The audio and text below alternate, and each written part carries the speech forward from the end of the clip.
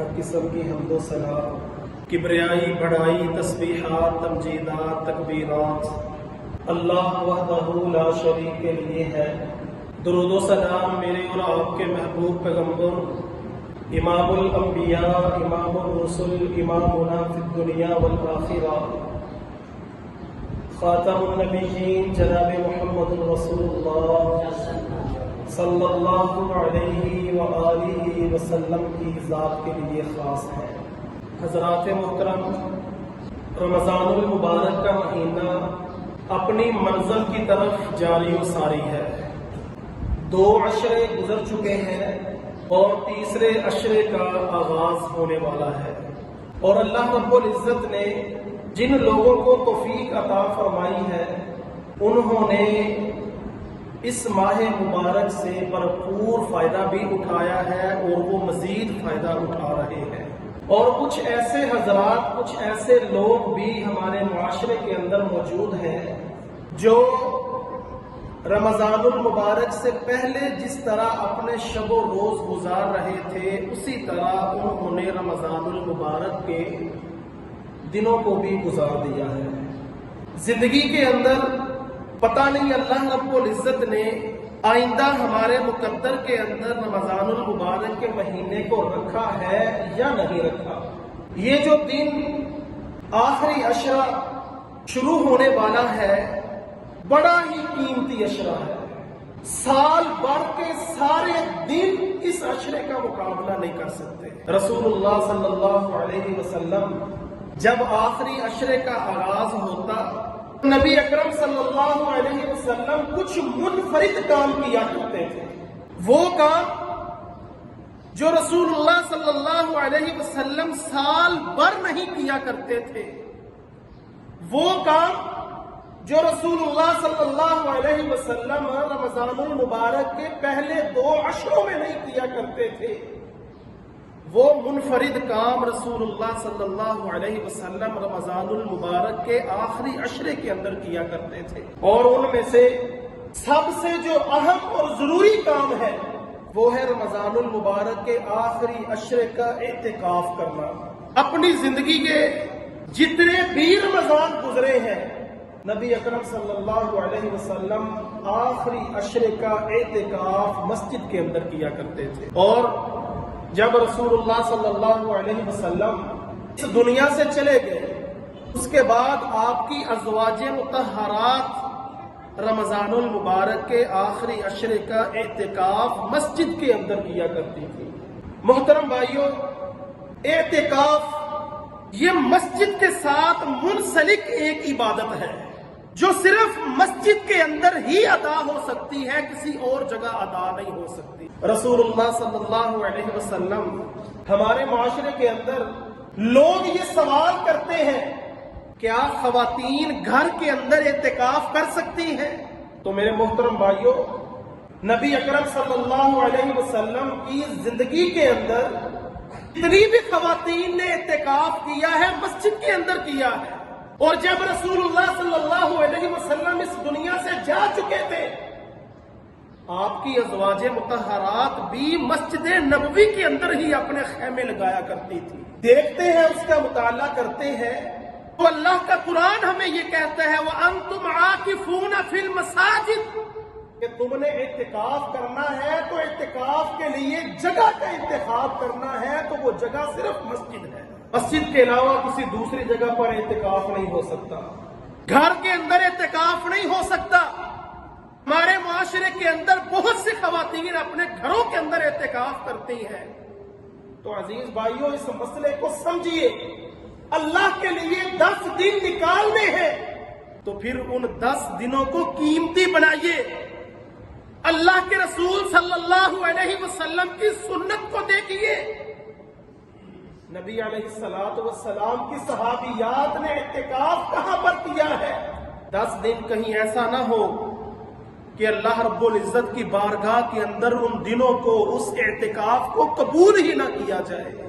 اور اعمال کی قبولیت کے لیے یہ بھی ضروری ہے کہ انسان ہر وہ عمل کرے جس عمل کے اوپر رسول اللہ صلی اللہ علیہ وسلم کی مہر لگی ہوئی ہے۔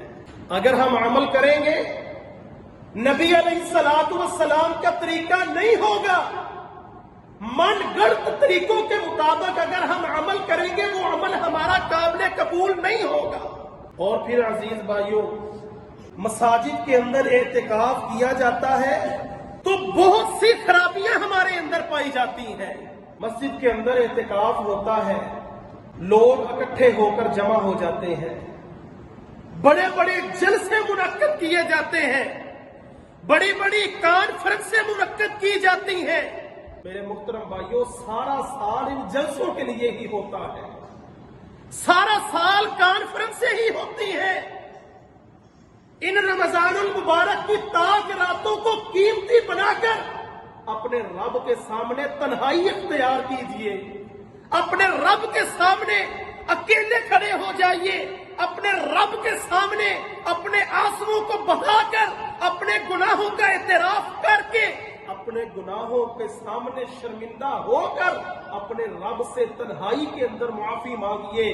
جو عبادت کا سرور انسان کو تنہائی کے اندر آتا ہے، کوئی دوسرا دیکھ نہیں رہی ہوتا، انسان کے دل کے اندر ریاکاری نہیں ہوتی، دکھلاوا نہیں ہوتا، صرف خالصتاً اپنے رب کو راضی کرنے کے لیے انسان تنہائی کے اندر اکیلا رات کے اندھیرے کے اندر اپنے رب کے سامنے کھڑا ہوتا ہے، کبھی قیام کرتا ہے، کبھی رکوع کے اندر چلا جاتا ہے، کبھی سجدے کے اندر گر پڑتا ہے، کبھی ہاتھ اپنی دعا کے لیے اٹھا لیتا ہے، اپنے رب کو دیکھتا ہے، کبھی نظریں آسمان کی طرف جھکاتا ہے، کبھی اپنے جسم کی طرف دیکھتا ہے، کبھی اپنے گناہوں کے اوپر نظر دوڑاتا ہے، اپنی گزشتہ زندگی کو دیکھتا ہے، تنہائی کے اندر اکیلا بیٹھا ہوا ہے، اپنے رب کو منا رہا ہے۔ یہ اعتکاف، یہ انفرادی عبادت ہے۔ تاک راتوں کو عبادت کرنا یہ انفرادی عبادت ہے۔ جلسوں کو منعقد کرنا، کانفرنسیں منعقد کرنا، بڑے بڑے جلوس منعقد کرنا، عزیز بھائیوں، یہ تاک راتوں کا اصل فائدہ ہم نہیں اٹھا رہے، بلکہ ہم تو اپنی تاک راتوں کو ضائع کر رہے ہیں۔ رسول اللہ صلی اللہ علیہ وسلم جب رمضان المبارک کا آخری عشرہ شروع ہوتا، اما عائشہ صدیقہ رضی اللہ تعالی عنہ بیان کرتی ہیں، نبی اکرم صلی اللہ علیہ وسلم اپنے تہ بند کو کس لیا کرتے تھے۔ کیا مطلب ہے؟ اپنی کمر کو کس لیا کرتے تھے، تیاری کر لیا کرتے تھے کہ رمضان کا آخری عشرہ شروع ہو گیا ہے، اللہ رب العزت کی بھرپور عبادت کرنی ہے۔ لیکن عزیز بھائیوں، افسوس ہے ہماری سوچ کے اوپر، لمحہ فکریہ ہے ہمارے لیے۔ 20 دن ہم نے رمضان المبارک کے گزار دیے، لیکن زندگی کے اندر ذرا برابر بھی تبدیلی نہیں آئی۔ ہم دیکھتے ہیں گلیوں بازاروں کے اندر، بازار کے اندر آپ نکلتے ہیں، سرے عام لوگ کھا پی رہے ہیں، بوتلیں پی جا رہی ہیں، سگریٹ نوشی ہو رہی ہے، کوئی رمضان کا احترام نہیں ہے۔ میرے محترم بھائیوں، اللہ رب العزت سے اپنے گناہوں کی معافی مانگو۔ اگر تم روزے نہیں رکھ سکتے، پوچھئے نا کسی کو، بھائی روزہ نہیں رکھتے، تو ہمارا کام بہت سخت ہے، ہم نے مزدوری کرنی ہوتی ہے، روزے کے ساتھ ہم سے مزدوری نہیں ہوتی۔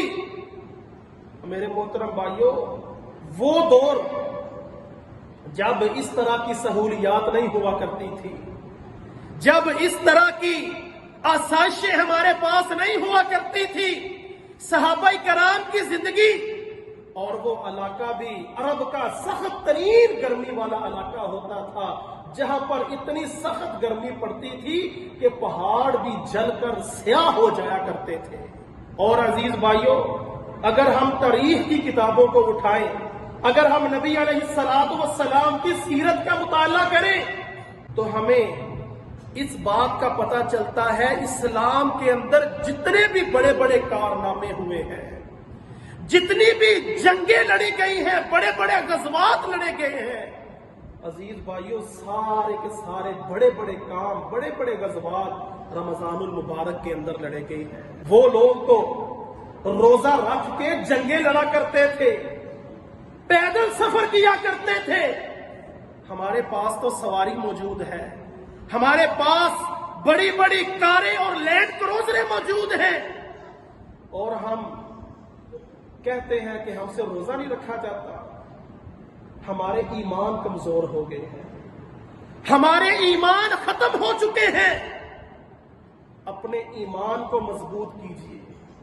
जब इंसान का ईमान मजबूत होता है, फिर इंसान का तवक्कुल भी अपने रब के ऊपर मजबूत होता है, और फिर अल्लाह रब्बुल इज्जत अपने उन बंदों को तौफीक भी अता फरमाता है जिन बंदों का अपने रब के ऊपर ईमान मजबूत होता है।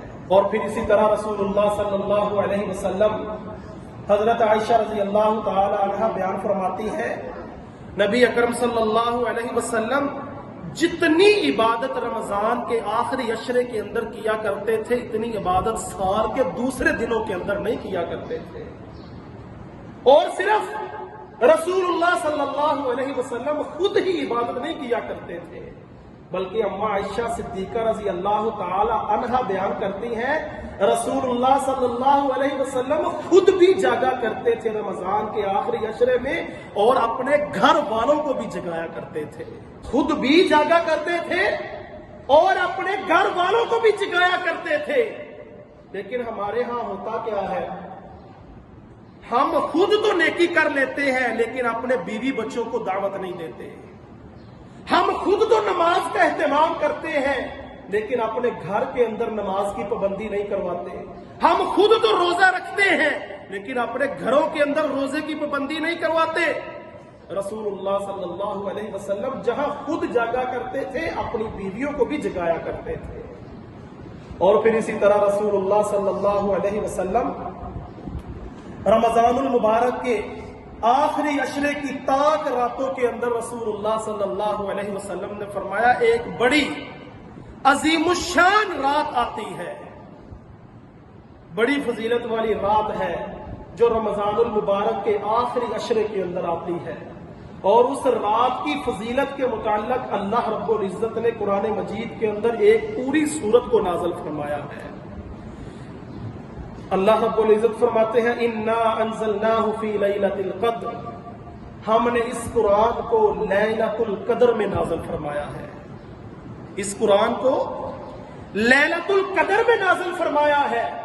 वमा अदराका मा लैलतुल क़द्र, तुम क्या जानते हो लैलतुल क़द्र क्या है? लैलतुल क़द्री, अब अल्लाह रब्बुल इज्जत खुद फरमाते हैं, लैलतुल क़द्री खैरुम मिन अल्फि शहर। सुनो, लैलतुल क़द्र क्या है? 1000 महीनों की इबादत से अफजल है।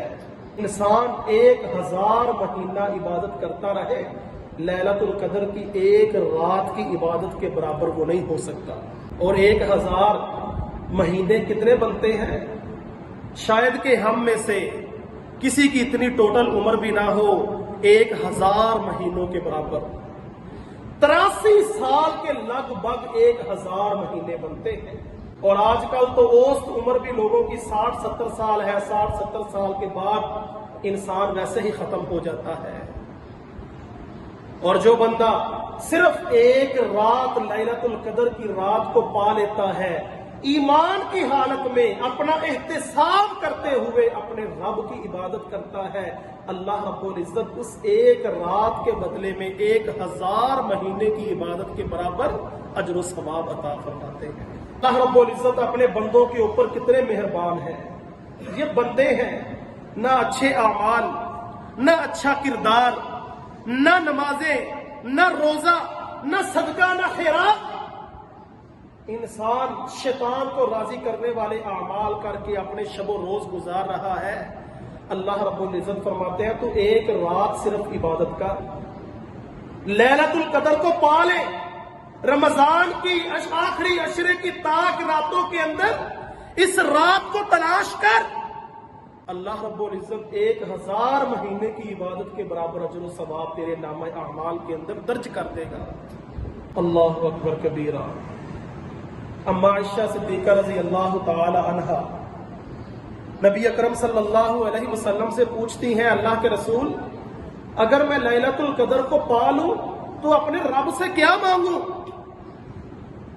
नबी अकरम सल्लल्लाहु अलैहि वसल्लम ने ये नहीं कहा कि तू अपने रब से दुनिया मांग लेना, اپنے رب سے دنیا کے لیے کوئی سکون، کوئی راحت، کوئی امن کی چیز مانگ لینا، نبی اکرم صلی اللہ علیہ وسلم نے فرمایا اے عائشہ اپنے رب سے مانگنا ہے تو اپنے لیے بخشش مانگنی ہے، اپنے رب سے مانگنا ہے تو اپنے گناہوں کی معافی مانگنی ہے۔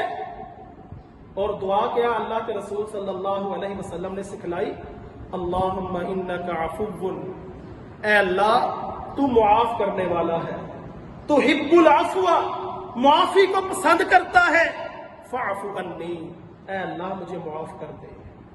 اس سے بہتر دعا لیلۃ القدر کی رات کے اندر کوئی اور نہیں ہو سکتی۔ اللہم انک عفو تحب العفو فاعف عنی، اے اللہ تو معاف کرنے والا ہے، معافی کو پسند کرتا ہے، اے اللہ ہمارے گناہوں کو معاف کر دے۔ اور پھر بڑے مشہور حدیث ہے، آپ علماء کرام سے سنتے رہتے ہیں، رسول اللہ صلی اللہ علیہ وسلم نے فرمایا اس بندے کی ناک خاک آلود ہو جائے۔ کیا مطلب؟ وہ بندہ تباہ و برباد ہو جائے۔ جس بندے کی زندگی کے اندر رمضان المبارک کا مہینہ آیا لیکن وہ اپنے گناہوں کی معافی نہ کروا سکا، اپنے رب سے گناہوں کی بخشش نہ کروا سکا، اس بندے کے اوپر رسول اللہ صلی اللہ علیہ وسلم نے لعنت بھیجی ہے، فرشتوں نے لعنت بھیجی ہے، دنیا و ما فیہا کے تمام انسانوں نے لعنت بھیجی ہے، وہ بندہ ملعون ہے۔ عزیز بھائیوں، اپنے رب سے عہد کیجئے، اپنے رب سے وعدہ کیجئے اور اپنے گروبانوں کے اندر جھانک کر دیکھیے 20 روز گزر چکے ہیں، کیا اپنے رب سے اپنے گناہوں کی معافی مانگ سکے ہو یا نہیں مانگ سکے؟ کیا اپنے رب سے کبھی یہ دعا کی ہے اے اللہ بڑے گناہ کر چکے ہیں، گناہوں کے ڈھیر لگے ہوئے ہیں، اے اللہ ساری زندگی تیری نافرمانی کر کے آئے ہیں، اے اللہ یہ رمضان المبارک کا مہینہ ہے، آئندہ ہماری زندگیوں کے اندر پتہ نہیں آنا ہے یا نہیں آنا، اے اللہ ہمارے گناہوں کو معاف کر دے۔ کبھی اللہ سے دعا کی ہے؟ بس عادت پڑی ہوئی ہے، روزہ رکھ لیا، نمازیں پڑھ لی، بس عادت کے مطابق سارے کام چل رہے ہیں۔ روزے کی روح کو سمجھیے، نمازوں کی روح کو سمجھیے، قیام اللیل کی روح کو سمجھیے۔ یہ روزہ ہمیں کس مقصد کے لیے اللہ رب العزت نے رکھنے کا حکم دیا ہے؟ نمازیں کس لیے ہم پڑھ رہے ہیں؟ راتوں کا قیام کس لیے اللہ رب العزت نے ہمیں کرنے کا حکم دیا ہے؟ عادت کے مطابق سارے کام نہ کریں بلکہ سمجھ کر اپنے رب کے اوپر اپنے ایمان کو مضبوط کر کے سارے عمل ادا کیجیے۔ اور پھر عزیز بھائیوں، بڑے افسوس کے ساتھ مغرب کے ٹائم ہماری مسجد کے اندر 3-4 صفیں نمازیوں کی ہوتی ہیں، لیکن جو ہی عشاء کی نماز ہوتی ہے، تراویح کا ٹائم ہوتا ہے، سارے نمازی غائب ہو جاتے ہیں۔ آپ کیا سمجھتے ہیں تراویح فضول کام ہے؟ آپ کیا سمجھتے ہیں قیام اللیل کا کوئی فائدہ نہیں ہے؟ بھائیو، جو حکم اللہ کے رسول کا روزے کے متعلق ہے وہی حکم اللہ کے رسول کا قیام اللیل کے متعلق ہے، وہی حکم تراویح کے متعلق ہے۔ روزے کے متعلق اللہ کے رسول کا حکم کیا ہے؟ نبی علیہ الصلوۃ والسلام نے فرمایا من صام رمضان ایمانا واحتسابا غفر له ما تقدم من ذنبه، جس بندے نے ایمان کی حالت میں اپنا احتساب کرتے ہوئے رمضان المبارک کے روزے رکھے، غفر له ما تقدم من ذنبه، اللہ رب العزت اس کے اگلے سارے گناہوں کو معاف کر دے گا۔ اور دوسرا فرمان من قام رمضان ایمانا واحتسابا غفر له ما تقدم من ذنبه، جس بندے نے رمضان المبارک کی راتوں کا قیام کیا ایمان کی حالت میں اپنا احتساب کرتے ہوئے، غفر له ما تقدم من ذنبه، اللہ رب العزت اس کے بھی اگلے سارے گناہوں کو معاف کر دے گا۔ عزیز بھائیوں، تراویح فضول عمل نہیں ہے۔ اور بھائی، قرآن پڑھنا نہیں آتا، قرآن سن ہی لیا کرو، اللہ رب العزت سننے کی وجہ سے ہی تمہاری بخشش کا ذریعہ بنا دے گا۔ تو ہم اللہ رب العزت سے دعا کرتے ہیں، اللہ رب العزت جتنے بھی رمضان المبارک کے بقیہ ایام رہ گئے ہیں، اے اللہ ان ایام سے بھرپور فائدہ اٹھانے کی توفیق عطا فرما۔ اللہ رب العزت ہمیں توفیق عطا فرمائے کہ ہم رمضان المبارک کی طاق راتوں سے بھرپور فائدہ اٹھا سکیں۔ اللہ رب العزت ہم نے جو سنا ہے، جو سنایا ہے، اس کے اوپر عمل کرنے کی توفیق عطا فرمائے۔ وقول قولی ھذا استغفر اللہ لی ولکم ولسائر المسلمین واستغفروہ انہ ھو الغفور الرحیم۔